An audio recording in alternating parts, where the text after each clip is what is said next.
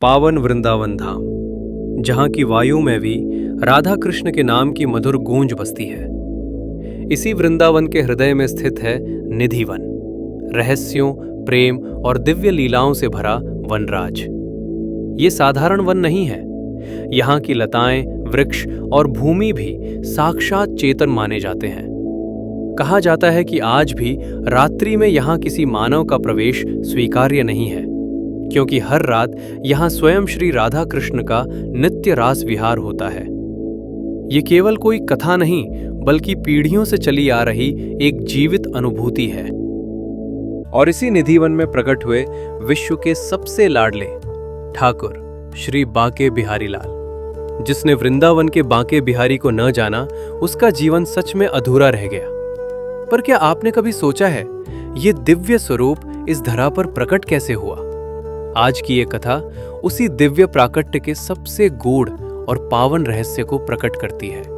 इस कथा के केंद्र में है रसिक शिरोमणि स्वामी श्री हरिदास जी महाराज।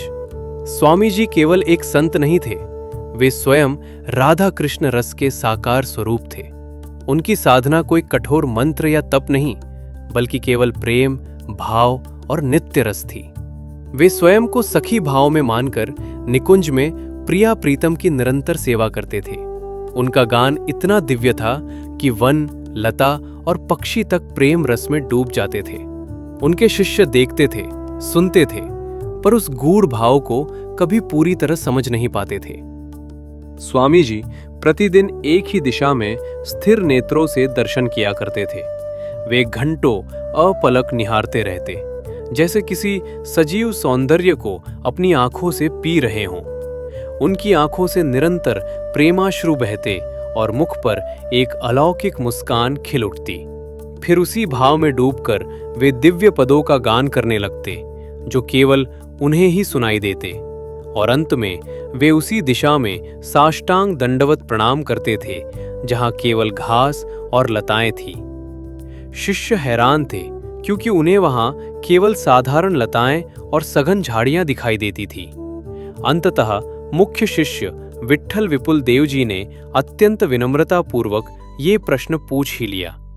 स्वामी जी ने करुणा की और अपने शिष्य को वो दिव्य दृष्टि प्रदान करने की कृपा की। और उसी क्षण वहां प्रकट हुई गौर श्याम युगल सरकार की वो अति दुर्लभ दिव्य छवि।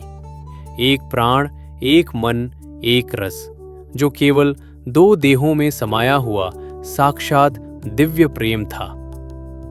वो सौंदर्य ऐसा था कि एक सामान्य मानव शरीर और आंखें उसे सहन नहीं कर सकती थी।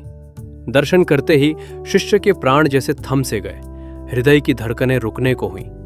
तब स्वामी जी ने वो अमर पद गाया, माई री सहज जोरी प्रगट भई। वो जोरी जो अनादिकाल से सदा थी, आज भी है और सदा रहेगी, कभी न टलने वाली। विट्ठल विपुल देव जी ने करुणा भाव से स्वामी जी से एक प्रार्थना की, हे स्वामी जी, ये दिव्य और तेजवान जोड़ी जनसाधारण की आंखें कैसे देख पाएंगी? स्वामी जी मौन हुए और प्रिया प्रीतम से मन ही मन एक आंतरिक संवाद किया। तभी अचानक एक तीव्र दिव्य प्रकाश फूटा और इस लीला ने एक नया रूप लिया। राधा कृष्ण का वो मिलित स्वरूप अब बाल बांके बिहारी बनकर प्रकट हुआ।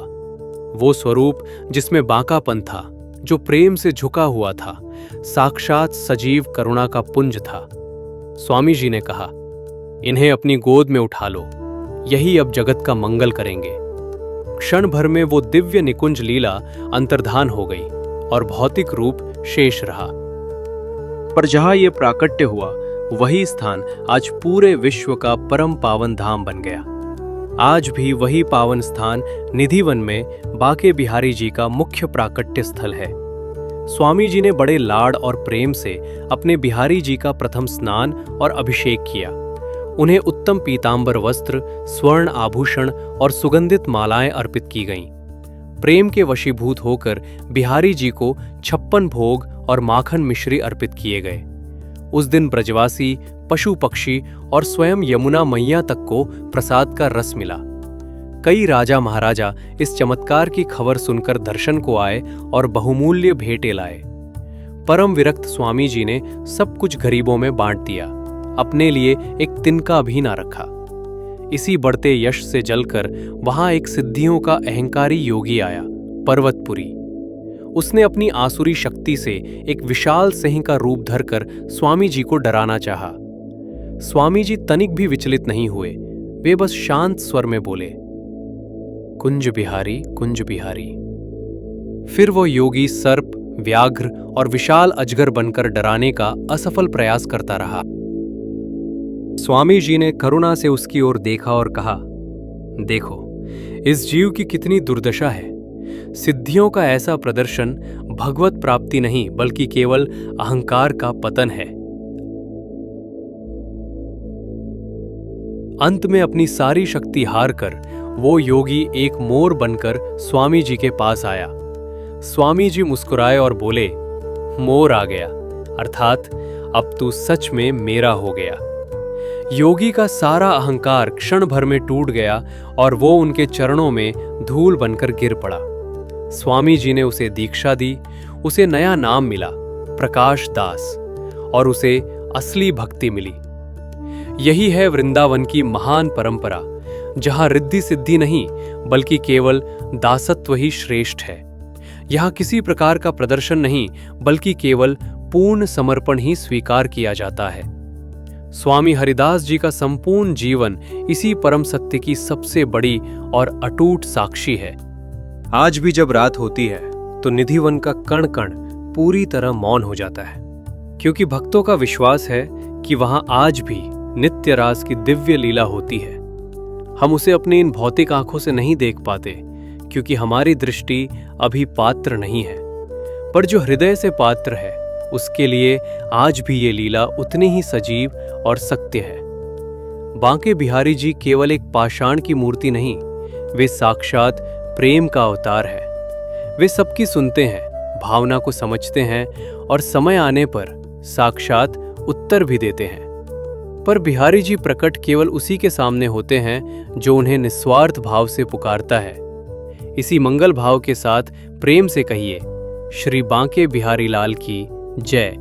प्रतिदिन भक्ति कथा एवं वृंदावन से दर्शन प्राप्त करने के लिए हमारे चैनल को सब्सक्राइब करें। साथ ही हमारे दैनिक दर्शन व्हाट्सएप ग्रुप से जुड़ना न भूलिए, जिसमें हम आपको रोजाना वृंदावन के सभी प्रमुख मंदिरों के दर्शन कराते हैं। तो मिलते हैं अगली भक्ति वीडियो में। तब तक सभी को हमारा राधे राधे।